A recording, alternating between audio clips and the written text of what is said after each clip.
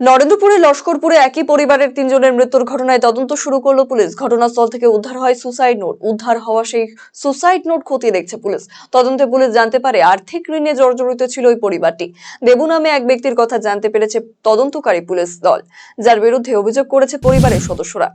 3টি সাইকেলের একটিতে ডালখোলা থানার ওসি আর অন্য দুটিতে 2 মহিলা পুলিশ কর্মী। বৃহস্পতিবার রাতে এমনই দৃশ্য দেখে অবাক হলেন পথ চলতি অনেকে। সচরাচর এলাকায় আইন শৃঙ্খলা বজায় রাখতে গাড়ি বা বাইকে করে পেট্রোলিং করতে দেখা যায় পুলিশ কর্মীদের, কিন্তু এদিন শহরে সাইকেলে করে পুলিশ কর্মীদের টহল দিতে দেখে রীতিমতো চর্চা শুরু হয় পথ চলতি সাধারণ মানুষের মধ্যে। বরাদ্দ ঘর নেবে না বলে জানালেন তৃণমূলের গাজল পঞ্চায়েত সমিতির সহ সভাপতি শিখা মণ্ডল সরকার। তার দাবি 2017 সালে ঘরের জন্য আবেদন করেছিলেন তিনি। তারপর কেটে গিয়েছে 7টি বছর। এই কিছু বছরে অনেক কিছুই উলটপালট হয়ে গিয়েছে।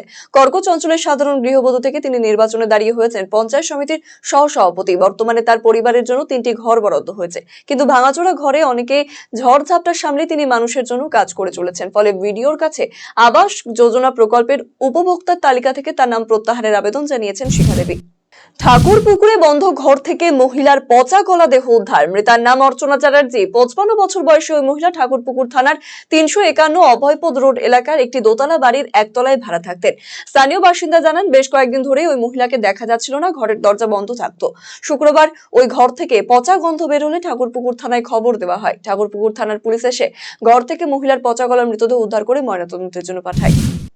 দার্জিলিং এ এবার রাজস্ব ফাঁকি দিয়ে মদ বিক্রির বিরুদ্ধে অভিযান আবগারি বিভাগের। উদ্ধার প্রচুর পরিমাণ সিকিমের মদ। বেশ কিছুদিন ধরে সিকিমে মদ পশ্চিমবঙ্গে এসে বিক্রির একটি চক্র সক্রিয় রয়েছে। বিভিন্ন সূত্রে এই খবর আসছিল আবগারি বিভাগের কাছে। সেই খবরের ভিত্তিতে অভিযান চালিয়ে এবারে বড়সড় সাফল্য পেল special commissioner of revenue Jalpaiguri excise division.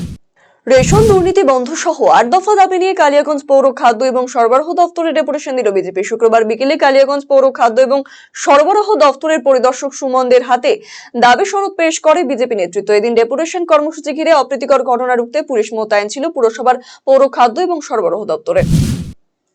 উত্তর দিনাজপুর জেলা ক্রীড়া সংস্থা পরিচালিত আন্তঃক্লাব ক্রিকেট লিগের খেলা চলছে রায়গঞ্জ স্টেডিয়ামে। শুক্রবার লিগের খেলায় পরস্পরের বিরুদ্ধে মাঠে নামে প্রথম ডিভিশন গ্রুপের 2 দল অভিযান এবং বীরনগর উন্নয়ন সমিতি। এদিন টসে জিতে ব্যাটিং এর সিদ্ধান্ত নেয় বীরনগর উন্নয়ন সমিতি। এদিনে খেলার 7 উইকেটে বীরনগর উন্নয়ন সমিতিকে হারিয়ে জয় পায় অভিযান ক্লাব। ম্যান অফ দ্য ম্যাচের শিরোপা পেয়েছে অভিযান ক্লাবের দেবাশিস চন্দ্র। শুক্রবার রায়গঞ্জে সাংবাদিক বৈঠক করলেন স্টুডেন্ট হেলথ হোমের পদাধিকারীরা। সাংবাদিক বৈঠকে উপস্থিত ছিলেন স্টুডেন্ট হেলথ হোমের কেন্দ্রীয় কমিটি কোষাধ্যক্ষ অভয় ঘোষাল, সম্পাদক সমরেন্দ্রনাথ রাহা, সভাপতি ডক্টর চন্দন রায়। আগামী 22 ডিসেম্বর স্টুডেন্ট হেলথ হোম পরিচালিত রাজ্য স্তরের প্রতিযোগিতা উৎসব 2024 আয়োজিত হচ্ছে উত্তর দিনাজপুর জেলায়, যার ভেন্যু হিসেবে নির্বাচন করা হয়েছে রায়গঞ্জ সুরেন্দ্রনাথ মহাবিদ্যালয়কে।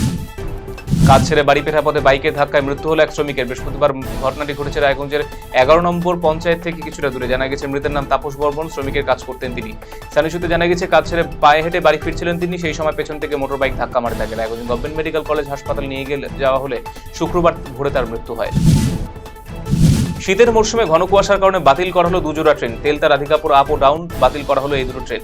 নোটিশ দিয়ে তথ্য জানালো এনএফ রেলওয়ে। এছাড়াও বাতিল করা হলো রাধিকাপুর শিলিগুড়ি আপ ডাউন দুটো ট্রেন।